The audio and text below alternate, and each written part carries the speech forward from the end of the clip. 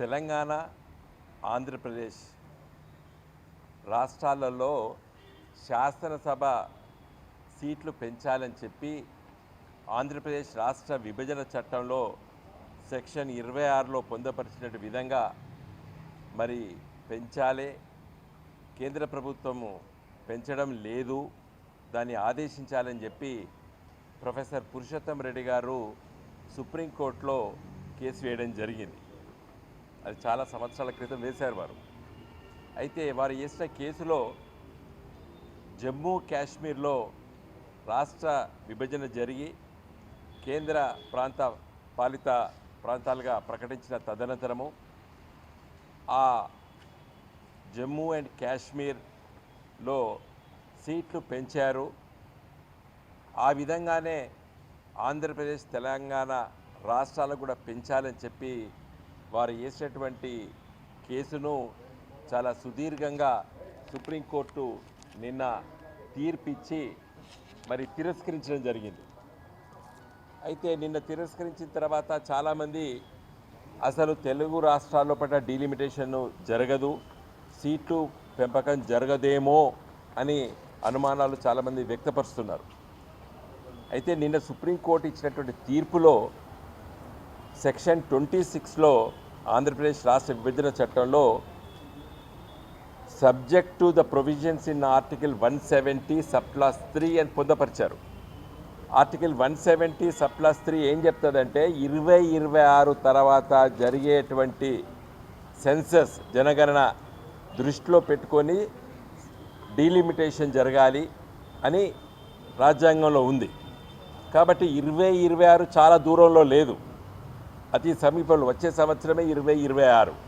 కాబట్టి 2026 తర్వాత జరిగేటువంటి సెన్సస్ తదనంతరము తప్పనిసరిగా డీలిమిటేషన్ జరుగుతుంది.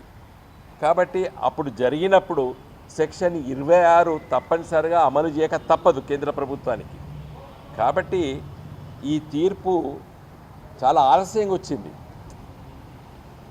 2014లో రాష్ట్ర విభజన జరిగిన తర్వాత కేసీఆర్ గారు తెలంగాణ రాష్ట్ర తొలి ముఖ్యమంత్రి, మేమందరం అప్పుడు ఎంపీలం, గౌరవనీయులైనటువంటి మన ప్రధానమంత్రి మోడీ గారిని కలిసి చెప్పాం, ఆ సెక్షన్లో కొంత తప్పిదం జరిగింది, సబ్జెక్ట్ టు అనేటువంటి పదాన్ని తొలగించి నాట్ విత్ స్టాండింగ్ అనే పదం ఉంటే మీరు సీట్లు పెంచే విధంగా మరి రాజ్యాంగ సవరణ చేసుకోకుండానే ఈ విభజన చట్టం సవరణ చేస్తే సరిపోతుందని మేము ఎన్నిసార్లు చెప్పినా కూడా మరి కేంద్ర ప్రభుత్వము, మోడీ గారి ప్రభుత్వము, బీజేపీ దాన్ని పట్టించుకోలేదు.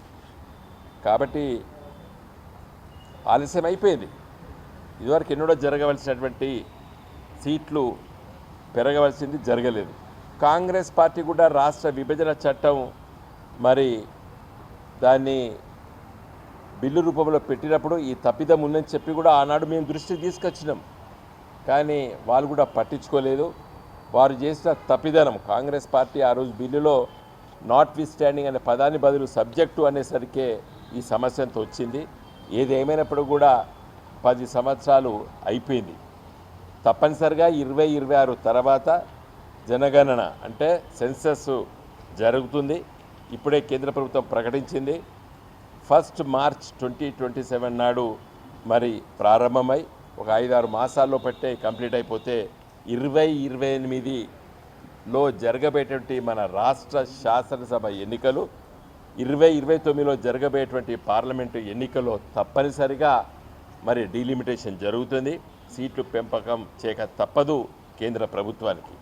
అయితే ఈ తీర్పు వల్ల మనకు జమ్మూ అండ్ కాశ్మీర్లో పెంచినరు, తెలుగు రాష్ట్రాలు ఆంధ్రప్రదేశ్లో, తెలంగాణలో పెంచలేదు అనే దానిపైనే సుప్రీంకోర్టు తీర్పిచ్చి దానికి యూనియన్ టెరిటరీసు ఇవి రాష్ట్రాలు కాబట్టి ఆర్టికల్ 170 జమ్మూ అండ్ కాశ్మీర్కి వర్తించదు కాబట్టి తిరస్కరించారు. ఈ తీర్పు మొత్తం కూడా 26 పేజీల తీర్పు నేను చదవడం జరిగింది నిన్న సాయంకాలమే.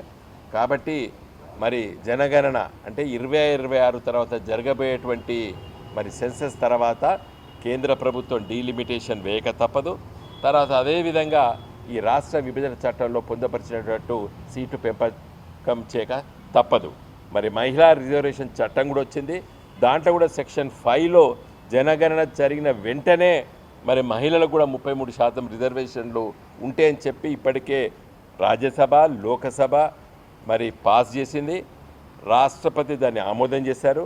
కాబట్టి 2026 తర్వాత జరిగేటువంటి జనగణన ప్రకారంగా ఈ సెన్సస్ ప్రకారంగా మహిళా రిజర్వేషన్ చట్టం అమల్లోకి వస్తుంది. అదేవిధంగా తెలుగు రాష్ట్రాల పట్ల సీట్ల పెంపకం కూడా అమల్లోకి వస్తుంది.